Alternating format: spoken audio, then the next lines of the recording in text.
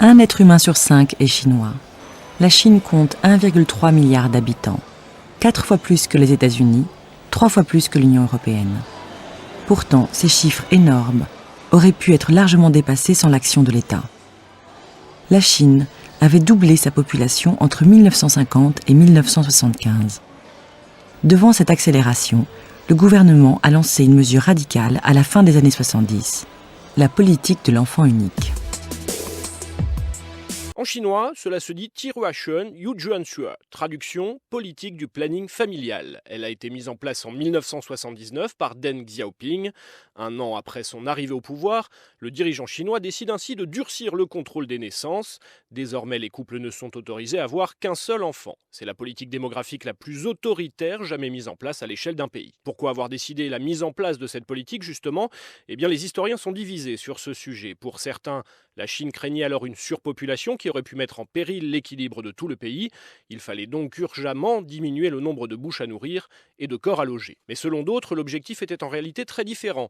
Il s'agissait de concentrer les ressources pour fabriquer un capital humain profitable, autrement dit, de donner la priorité à l'économie sur le développement démographique. Cette politique de l'enfant unique a été menée pendant des années de façon très autoritaire. Fortes amendes, privation d'accès aux soins ou à l'éducation pour les enfants nés hors cadre. Les sanctions ont longtemps été dissuasives, voire violentes pour les femmes, dont certaines ont été forcées à avorter pendant des années, ou pour les bébés-filles, noyées dans certaines campagnes car jugées trop coûteuses et moins fortes et utiles que les garçons.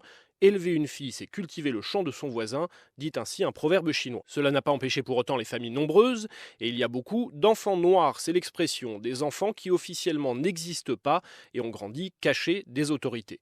Mais cette politique s'est assouplie au fil des ans. Par exemple, un couple peut avoir 2 enfants s'il vit à la campagne, ou si son premier enfant est une fille, ou encore s'il est issu d'une ethnie minoritaire. Le deuxième enfant est également autorisé si ses 2 parents sont eux-mêmes des enfants uniques et depuis novembre 2013 si un seul des 2 parents a grandi sans fratrie. Et selon les autorités chinoises, cette politique a permis de freiner la forte progression démographique. Elle aurait évité la naissance de 400 millions d'enfants. Le taux de natalité qui se mesure en nombre d'enfants par femme a effectivement baissé.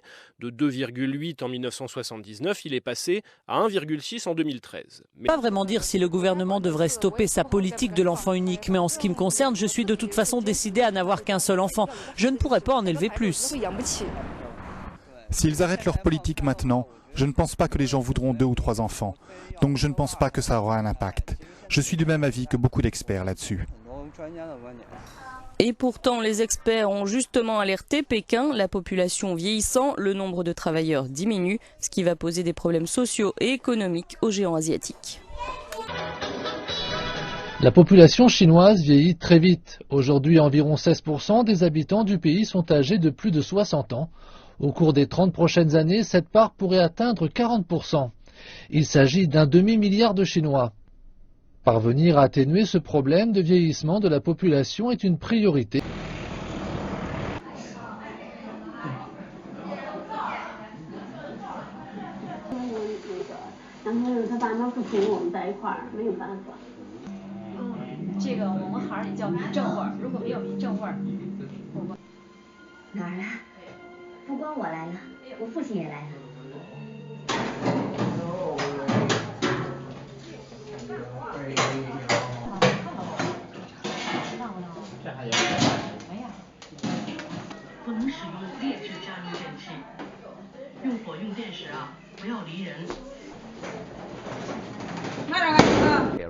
La réforme des soins de santé, qui est très délicate à assurer, est un axe.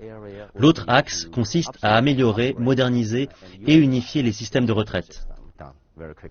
En Chine, la suppression totale de la politique de l'enfant unique est possible. Cependant, l'économie chinoise a besoin de mesures immédiates pour diminuer la pénurie de main-d'œuvre.